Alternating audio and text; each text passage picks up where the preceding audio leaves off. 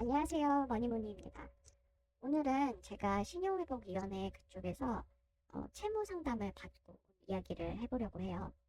전혀 즐겁지는 않은데 해야 해서 채무 조정 상담을 난생 처음 이제 받아보러 갔습니다. 그 전에 제가 신용회복위원회 웹사이트를 가서 홈페이지에서 이제 번호가 있더라고요. 상담 예약 번호. 그래가지고 거기에서 전화를 걸어서 상담 그 날짜를 빠른 날짜를 이제 예약을 잡은 후에 가게 됐어요. 이전까지는 저는 한 번도 채무 있거나 뭐 이런 적이 없었거든요. 그랬는데 제가 작년에 얼마 되지도 않았어요. 작년에 이제 사기를 당한 거죠.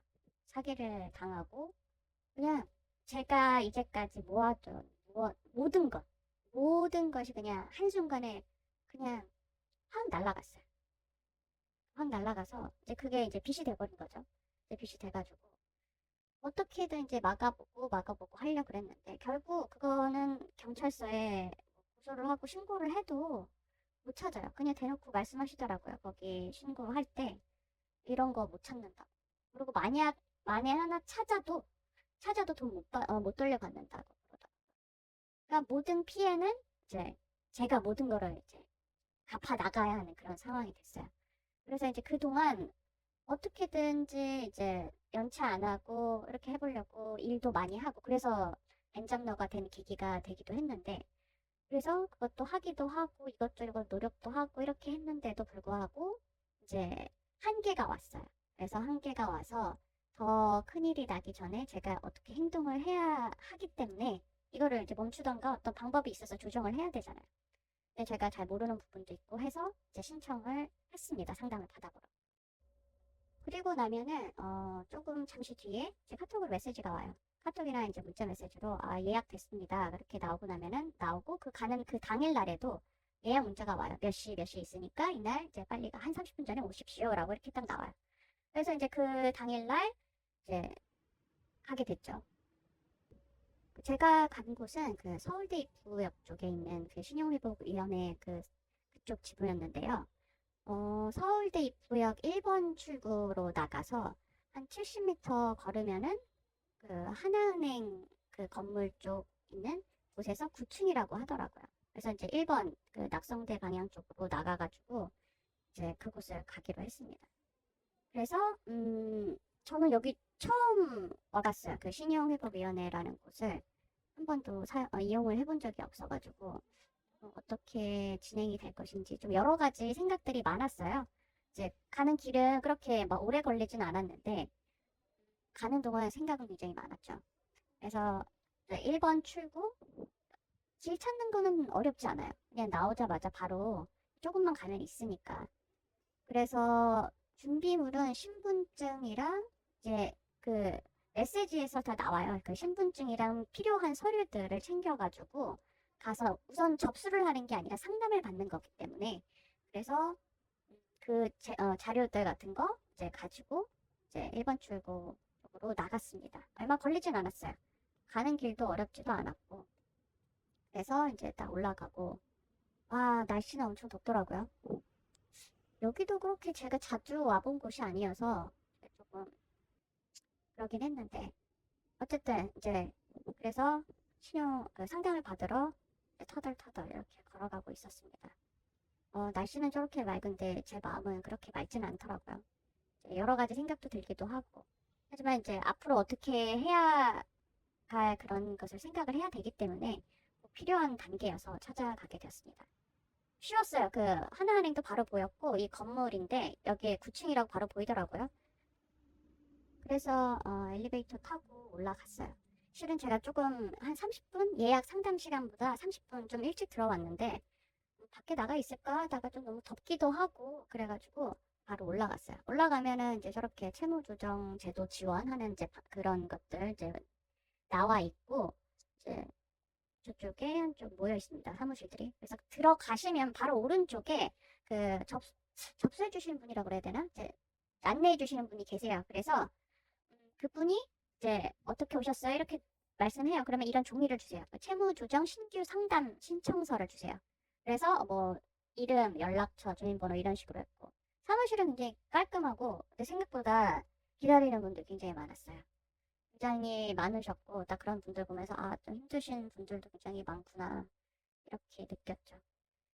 그리고 나서 이제 딱 상담 시간이 되면은, 이제 그 앞에서 아까 그 종이 나눠주신 그 상담원이라고 그래도 안내해 주시는 분, 그분이 말씀해 주세요. 누구누구 씨, 이제 이쪽 몇 번으로 들어가세요. 그렇게 얘기를 하면은, 칸막이 있는 그 1인용 1대1 그 상담실에 이제 들어가요. 은행 창구처럼 생겼어요. 그래서 그 안에 들어가면은 한 분이 계시고, 이제 저한테 설명해 주죠. 기본적인 그런 거 얘기하고.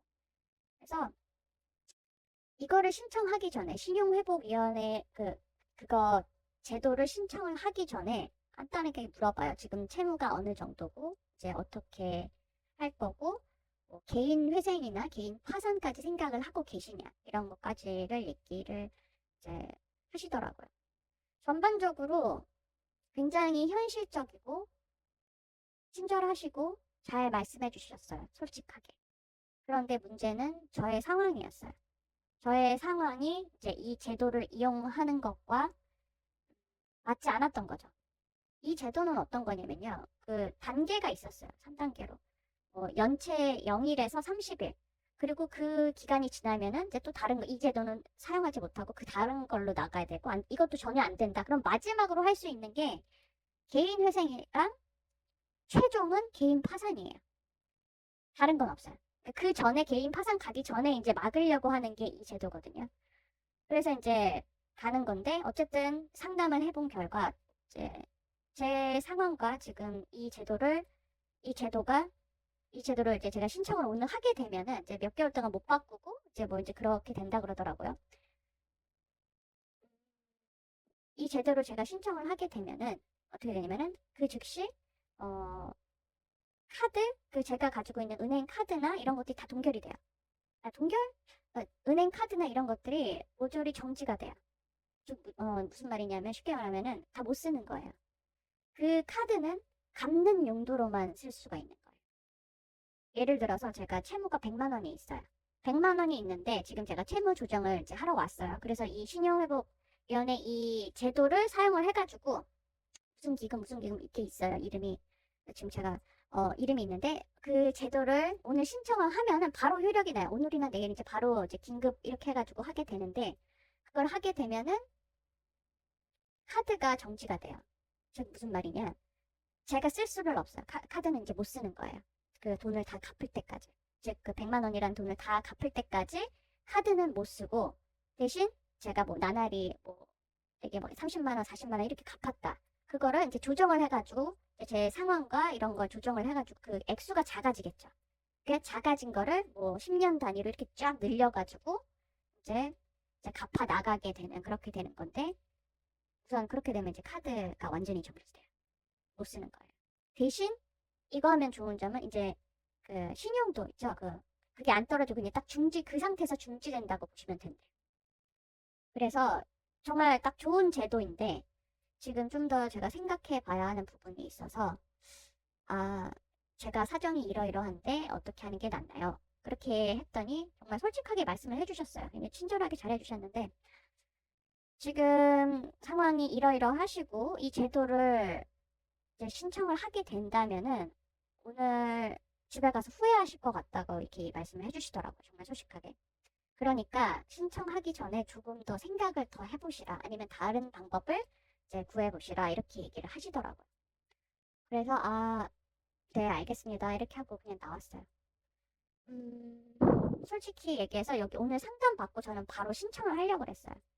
이제 상황도 되게 좀 안 좋은 상황이고 이제 그런 상황이어서 바로 신청하고 다 이제 정지시키고 이렇게 해야 되겠다 이렇게 했는데 이제 여러 가지 이야기를 들어보고 이제 이걸 신청 시 어떻게 될 뒤에 있는 그런 상황들이나 그런 걸 얘기를 들어보고 나니까 조금 더 생각을 해봐야 되겠더라고요.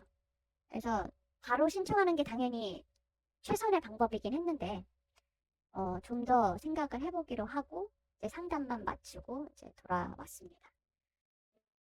기분은 즐겁지는 않아요.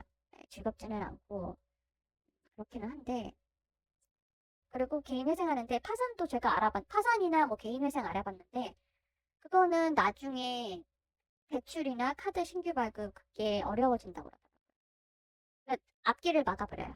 그리고 만약에 개인 파산을 하면은 어떤 특정 직업에는 그걸 못한대요. 신청을 못한대요. 어떤 특정 직업은 안 된다고 그러더라고요. 그런 걸로 여러 가지 이렇게 딱 막아놓더라고요. 그래서 뭐 개인의 그 사정에 따라 이거 신용회복위원회 가서 상담받고 채무 조정을 하실 수도 있고, 개인 회생이나 개인 파산 이걸 할 수가 있는데, 개인 회생, 개인 파산 이거는 변호사 비용이 많이 들겠죠. 변호사 비용 최소가 제가 알기로는 300으로 알고 있어요. 300만 원. 최소가 그 정도고, 더 싼 데 있고 이렇게 한다고 하는데, 뭐 돈이 한 푼도 없는 사람들에겐 그것도 큰 돈이겠죠.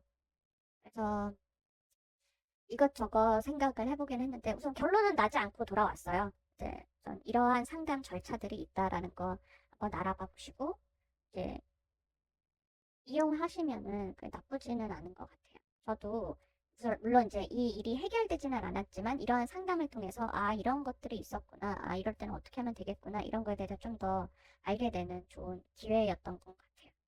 네, 오늘은 제가 신용회복위원회 그쪽에 상담 갔다 와서 했던 그 얘기들을 좀 해봤는데요.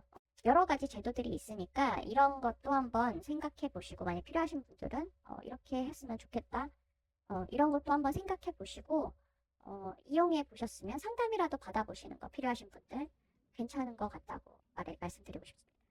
네, 오늘도 긴 이야기 들어주셔서 감사합니다. 다음에도 또 제가 또 여러 가지 이야기를 들고 오겠습니다.